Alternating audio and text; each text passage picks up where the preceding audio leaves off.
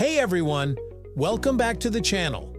Today, we're diving into something we've all used, probably take for granted, and might even be wearing right now, the humble backpack. Whether you're hiking a trail, heading to class, or commuting to work, backpacks are part of our everyday lives. But have you ever stopped and wondered, when did we start using backpacks? Where did they come from? And how did they evolve into the designs we know today? Grab your favorite bag, and let's unpack the story behind the backpack right here on History of Simple Things.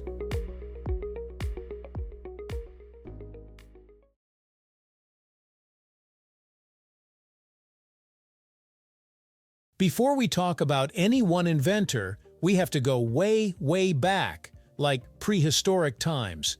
Humans have always needed a way to carry things. Our ancient ancestors likely used animal skins, bark, or simple cloth bundles slung over their shoulders to transport food, tools, and whatever else they needed to survive.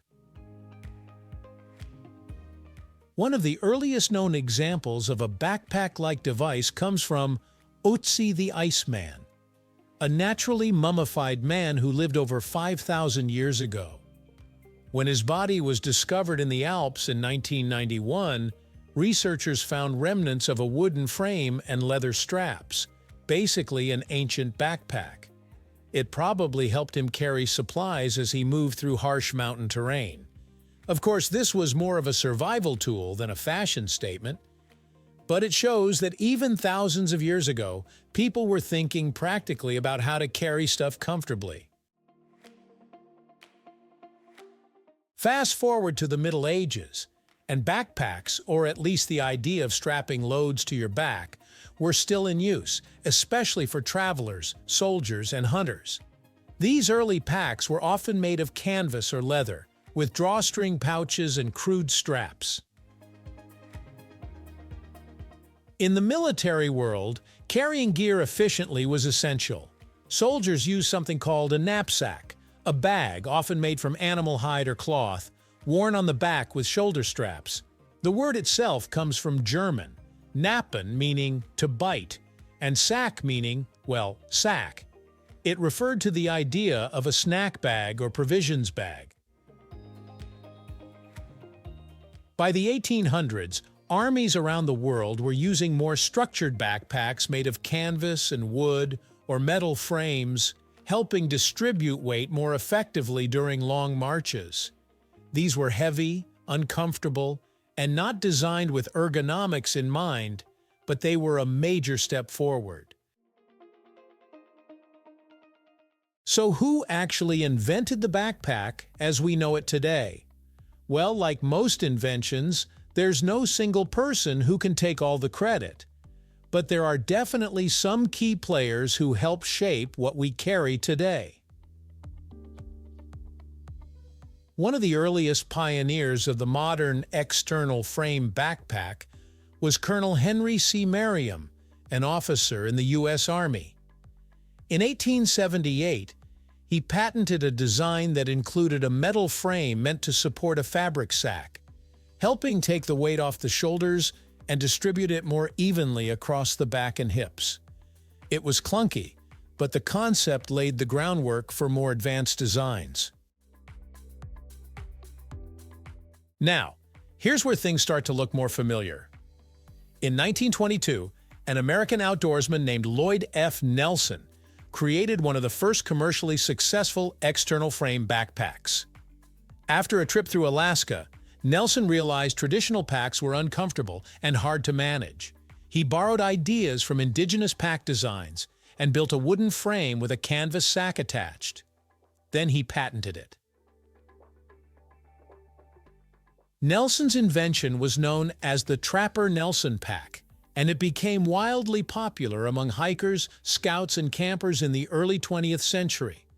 It featured a wooden frame, a canvas bag, and adjustable shoulder straps, a big leap toward what we think of as a modern backpack. Fast forward again to the 1960s, and enter Gerry Cunningham, a mountaineer and gear innovator based in Colorado.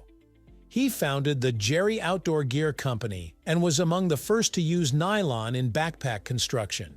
This was a game changer. Nylon was lighter, stronger, and more water-resistant than the old canvas models.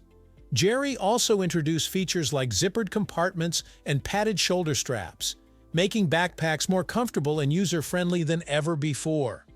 His designs influenced both outdoor gear and everyday school bags. Around the same time, Greg Lowe, a climber from Utah, invented the internal frame backpack. Unlike the external frame models that kept the load away from your back, Lowe's design placed the support structure inside the bag. This made it more compact and allowed for better balance, especially important for climbers navigating tight or uneven terrain. He went on to found Lowe Alpine, one of the most respected names in the backpacking industry. While all this innovation was happening in the outdoor world, backpacks hadn't yet taken over the school scene. For much of the early 20th century, kids carried their books by hand or used leather satchels.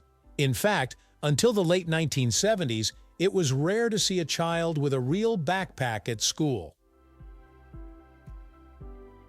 That changed in the 1980s. As textbooks got heavier and students began carrying more stuff, backpacks became the go-to solution. Brands like JanSport, Eastpak, and LL Bean stepped in with simple, durable designs aimed at students. Suddenly, backpacks weren't just for hikers. They were for everyone. By the 90s, they were everywhere, on kids, college students, commuters, even business professionals. Backpacks had officially gone mainstream. These days, backpacks come in just about every shape, size, and style imaginable. There are ergonomic designs for long-distance hikers, minimalist laptop packs for city workers, anti-theft bags for travelers, and even backpacks with solar panels or USB ports built in. The backpack might seem like a simple thing, but it's packed, pun totally intended, with history. It's a story of human ingenuity, of adapting to needs, embracing new materials, and constantly improving on the past. So next time you toss on your backpack, take a second to appreciate the centuries of evolution on your shoulders. Thank you for watching. If you have suggestions for our next video, feel free to share them in the comments below. We'll be sure to give you an acknowledgement for your contribution. Thank you for joining us on this journey through the history of simple things. Don't forget to like, subscribe, and stay tuned for more stories woven through the smallest details.